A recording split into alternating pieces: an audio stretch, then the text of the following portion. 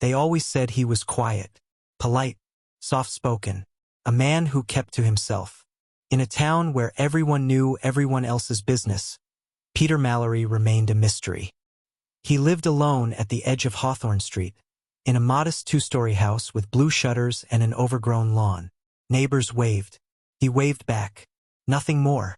Until the morning of March 3, 2023, when a strange smell began leaking from his basement window. At first, people assumed it was a dead animal, maybe a raccoon or a skunk that got trapped. But then the mailman, who'd delivered letters to that house for 12 years, noticed something else. The front porch light was still flickering. The curtains were drawn, and Peter's car hadn't moved for days. So who was still inside? The town's handyman was the first to knock. Then the landlord. Then the police. And when the officers finally broke through the rusted back door and descended the basement stairs, what they saw made one of them vomit on the spot. They found more than just Peter. What lay behind the locked door under the staircase would unravel a horror the town couldn't have imagined. A nightmare hidden in plain sight. The floor creaked with every cautious step the officers took, the damp air growing thicker with each breath. Their flashlights cut through the darkness, bouncing off peeling paint and mold-covered walls. Then, a door. Bolted. Reinforced. Not something you'd expect in an old suburban home. One officer turned the handle. Locked. The other called for backup. And that's when they heard it. The faint sound. A whimper. At first, they weren't sure if it was an animal. But no, it was too human. Too soft. Too broken. They pried the door open. And behind it was a room unlike anything they'd ever seen. Chains hung from the ceiling. A mattress lay in the corner, stained, torn. There were jars, dozens of them, lining the shelves. And photographs taped to the wall. Dozens of faces, many of them children, each marked with a red X. But in the far corner was her, a young woman, barely alive, eyes wide with terror. Her name was Mia, and she had been missing for 3 years. She clutched a torn teddy bear like it was the only thing keeping her grounded. When officers tried to speak, she recoiled, then whispered the name the town thought they knew so well. Peter. He said if I screamed, no one would hear me. The man who waved at the neighbors. The man who paid his taxes. The man who mowed his lawn at dawn and said, "Good morning," like clockwork, had been hiding a living nightmare beneath his home. But Mia's rescue was only the beginning. What she told police next would lead to a national manhunt. Years of secrets unraveling, and more victims than anyone could have imagined. What had Peter really been doing in that basement? And how had no one noticed? The police cordoned off the entire block by morning. Neighbors huddled in disbelief behind yellow tape, whispering, pointing at the house they'd passed for years without a second glance. Peter Mullins, the quiet man with glasses and pressed shirts, was now the center of a national nightmare. But inside the basement, investigators were facing something even darker than they'd prepared for. The photographs. They weren't just random. Each one had a name scribbled on the back in childlike handwriting. Some were marked, found. Others, gone. And a few had dates, birthdays maybe, or worse, expiration dates. FBI profiler Dana Reese, called in from Quantico, stood frozen in front of the wall. She'd seen this kind of obsession before, but never this personal, this methodical. This wasn't just abduction, she said quietly. This was a ritual. Mia, the girl found alive, was slowly beginning to talk, just fragments at first. She spoke of a calendar, a timer, and a storybook voice that told her, "They forgot you. Only I remembered." Each day in captivity was measured with music. Nursery rhymes played through static-filled speakers. And each night ended with a chilling command. Say good night to the others. She believed, truly believed, there were others down there with her. But the room had only held one girl. So where were they? The team uncovered a crawl space behind a loose panel. It stretched into blackness, dirt walls pressing in on both sides. What they found inside made grown detectives stagger back. Tiny shoes, blankets, more jars, and deep in the tunnel, a child's bracelet, still warm to the touch. How long had it been left there? How many had Peter taken? And most terrifying of all, was someone else helping him? Because Peter Mullins had vanished. Vanished, without a trace. The sun had barely risen, but the case was already spiraling beyond anything the local force could handle. Peter Mullins, soft-spoken, 52, never even had a parking ticket, was now the most wanted man in the country. But here's what made it worse. His wallet, ID, phone, and car were still at the house. There was no footage of him leaving. No neighbors had seen him go. The back door was bolted from the inside. So the question tore through the precinct like wildfire. How does a man disappear without opening a door? Special Agent Reese stood in his kitchen, fingers resting on the edge of the sink. Across from her, a cup of tea still warm, sat untouched. Not even a fingerprint on the handle. "Someone cleaned this," she whispered. "But not forensics. This was intentional." Then came the strangest part. A second teacup, half full, sat beside it. Lipstick on the rim. Peter hadn't lived with anyone. Not a sister. Not a girlfriend. No family. No close friends. No visitors. At least not officially. Reese's mind raced. Was it a lover? An accomplice? Or someone who was supposed to be his next victim? But instead flipped the script? Then Mia spoke again. "That night," she said, "before the police came, she heard footsteps. 2 sets," she whispered. "One slow, and one dragging something. And then something even stranger. He told her, 'You're not ready yet. Hide.'" "Hide where?" Reese ordered the house searched again. Top to bottom. Inside cupboards. Behind mirrors. In the walls. Then they found it. Behind a false wall in the attic. A second bedroom, barely large enough to stand in. And in it women's clothes carefully folded. Photos of Peter, taken from across the street. And a notebook filled with messy, chaotic scrawl. "He doesn't see me, but I see him. She's still breathing. We're not finished." The realization hit Reese like a train. Peter Mullins had not been working alone. He was being watched, followed, and maybe controlled. But if that's true, she thought, who's the real monster in this house? And where is she now? Because she clearly hadn't left either. The attic room was suffocating, thick with the scent of dust, mothballs, and something faintly metallic. Blood? Special Agent Reese stepped back from the wall of scrawled notes, her pulse pounding like a drum in her ears. Each page was worse than the last. "He doesn't scream anymore. I keep them quiet for him. We promised never to leave." She turned to her partner, Agent Torres. "This isn't Peter's handwriting. This is hers. Whoever she is, she's been here longer than we thought." Torres rubbed the back of his neck, staring down at the aged floorboards. "You think she's still in the house?" "I think," Reese said slowly, "she never left." That night, the team set up motion detectors, thermal cameras, even voice-activated mics throughout the property. They cleared every inch, under stairs, behind insulation, beneath floorboards. But at 3:12 a.m., a soft chime echoed through the surveillance monitors. Motion detected in the basement. But the team was all upstairs. Reese and Torres descended slowly, flashlights slicing through the dark. The air was heavy, still. Then came a whisper, faint, croaking. "I kept them safe." Reese spun toward the far corner. A false panel behind the water heater creaked open, just a sliver. She raised her light. Pale eye stared back. A woman, barely skin and bones, matted hair clinging to her cheeks, knees tucked to her chest. She was shaking, but her lips curled into a faint smile.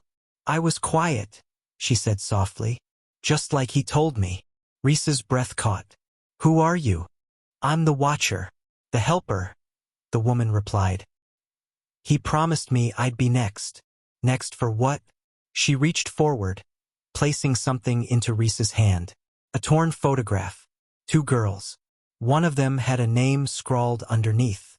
Lena. Reese froze. That name was in one of the cold case files from 15 years ago. A missing teen no one had ever found. But now there was proof. Peter hadn't acted alone. And the woman in front of them, she wasn't just a victim. She was part of it. part of everything. Where are the others? Reese asked. The woman simply smiled again. They're still here. He never let them go. As Reese ordered the team to search again, she knew something chilling was unfolding. This house wasn't just a crime scene. It was a tomb, and they'd only just begun to uncover its dead. The moment they opened the crawlspace beneath the staircase, a wave of rotting air hit them like a wall.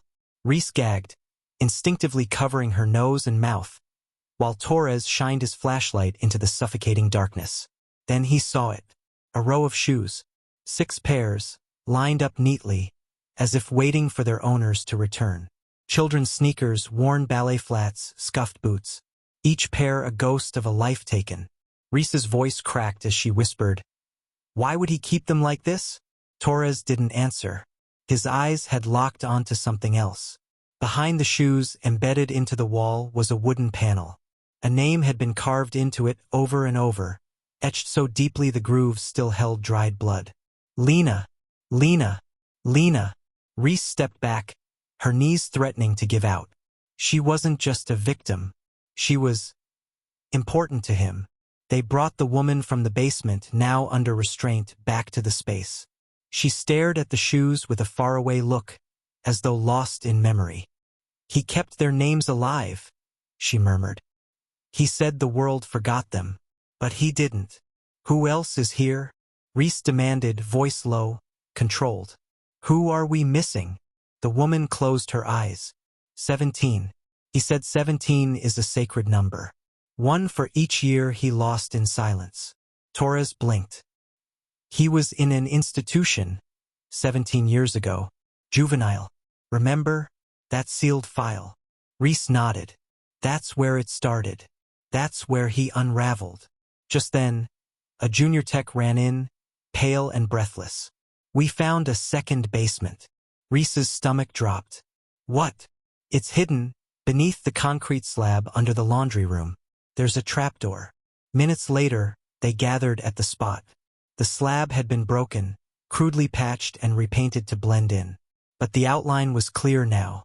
They pried it open, and what they saw next would haunt them forever. Stairs, leading down, far deeper than any home foundation should allow. Old stone, slick with moisture. Walls covered in scratch marks. A single bare bulb flickered at the bottom. Reese took a breath, her voice trembling but steady. "We go down together." The silence swallowed them as they descended. Each step felt colder than the last. And then a sound. Not wind, not creaking wood, but breathing. Shallow, raspy, alive. Reese whispered, "There's someone still down here." And in the darkness, a voice replied, "Help me." The moment that fragile voice echoed through the basement, every officer froze. Torres gripped Reese's arm instinctively. "Did you hear that?" Reese nodded slowly, her other hand already reaching for her flashlight. "Yeah, and it wasn't in my head." The light flickered as they descended the last steps, each one groaning beneath their weight. At the bottom was a narrow hallway carved out of raw stone, damp and claustrophobic. The smell down there wasn't just rot anymore. It was old fear, like the air remembered. And then a figure emerged from the shadows. A girl, or what looked like a girl. Her hair was matted, eyes wide with confusion and terror. Her limbs were thin, trembling, like she hadn't stood in days.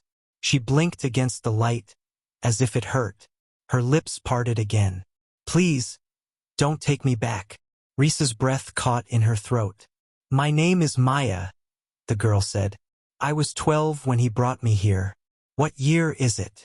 The question hit harder than a scream. Torres knelt, his voice cracking.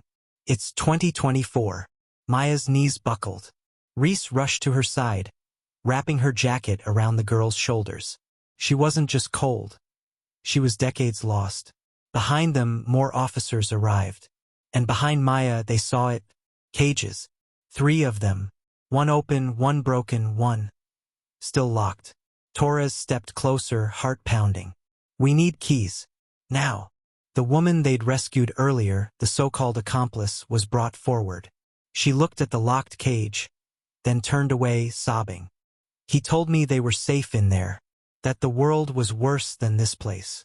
Reese hissed, "Where are the keys?"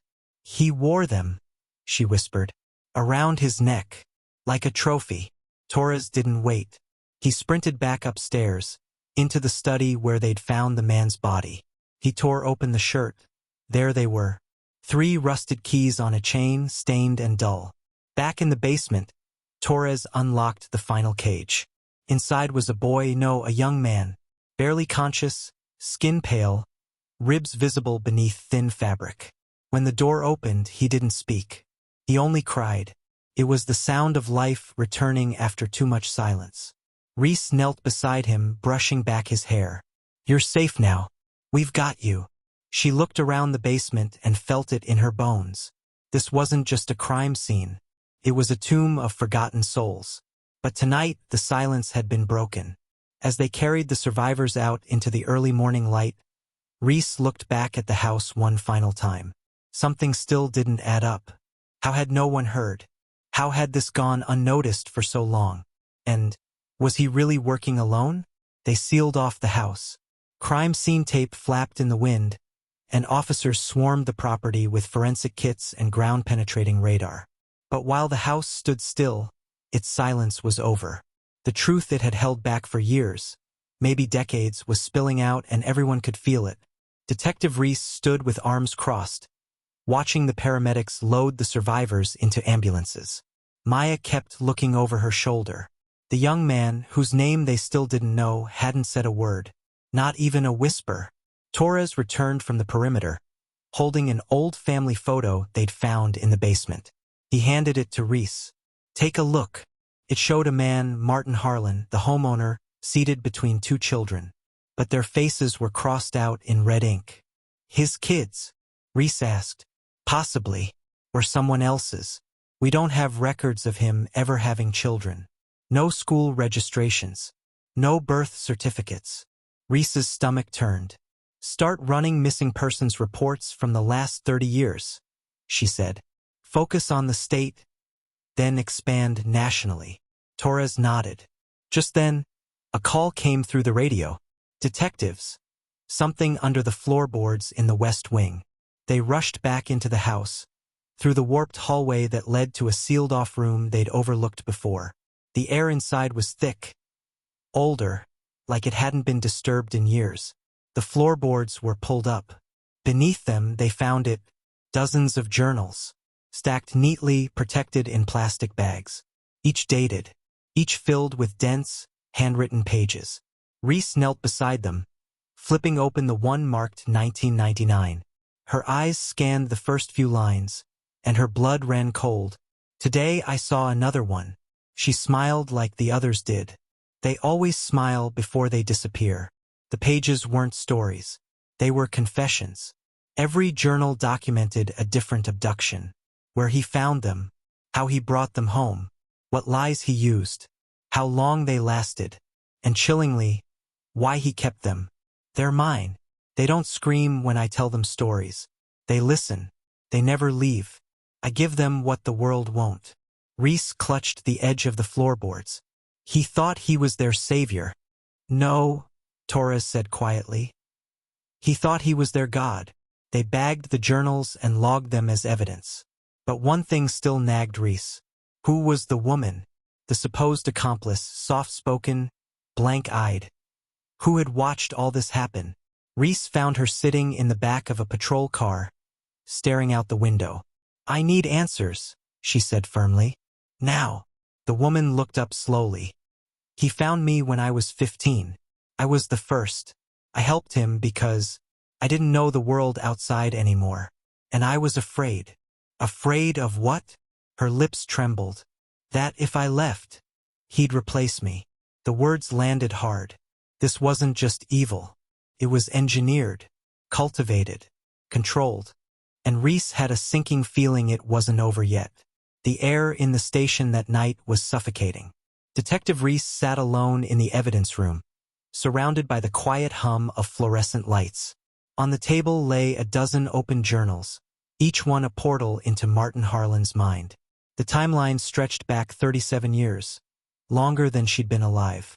Every name, every date, every horror, carefully logged like diary entries of a man who believed he was building a family out of fear.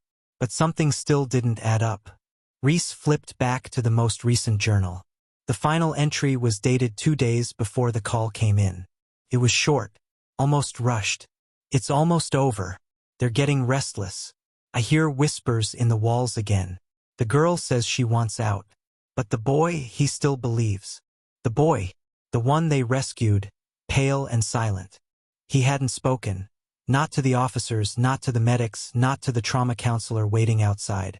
Just blank stares. As if words had been drained from him long ago. Reese rose and walked to the observation room. Through the one-way mirror, she watched him sit under the harsh lights of interview room B. Knees pulled to his chest, eyes focused on the floor. Then he looked up, right at the mirror, right at her. Her breath caught. It was a stare without fear, without confusion, just patience. As if he was waiting. She moved to the door, hand on the knob. The counselor stopped her. "He hasn't asked for anyone," she whispered. "Are you sure?" Reese nodded. "I need to hear it from him." Inside, the silence was sharp. She sat down across from him. "Can you tell me your name?" He tilted his head. "He called me Daniel. But that wasn't my real name." Reese leaned forward, heart hammering. "What is your real name?" The boy blinked slowly, then whispered, "Does it matter? He gave me a new one. We were all new down there." A chill spread through her spine. "You weren't the only one?" "No," he looked at her, voice calm. "But I'm the only one who made it out." Reese's pen slipped in her fingers. "There were others?" she asked. He nodded. "There's one more room." Her blood went cold. "Where?" He looked at her with those same patient eyes. "The one behind the furnace. You didn't find it, did you?" Reese stood so fast her chair screeched. The house was already sealed, crime scene wrapped and cleared. But they had missed it. A final hidden room. Back at the house, Reese led the team down the warped hallway once more. They pulled the furnace back, pried open the wall. And there it was, a narrow tunnel, a door, and behind it, a small room, empty bed, chains, a child's drawing nailed to the wall. The name Emily scribbled in red crayon. Reese covered her mouth. They had found Daniel. But Emily, she was still missing. The nightmare wasn't over. Not yet. If you were moved by this story, don't forget to like, subscribe, and turn on notifications. For more gripping true crime stories, stay with us here at the Veil of Secret.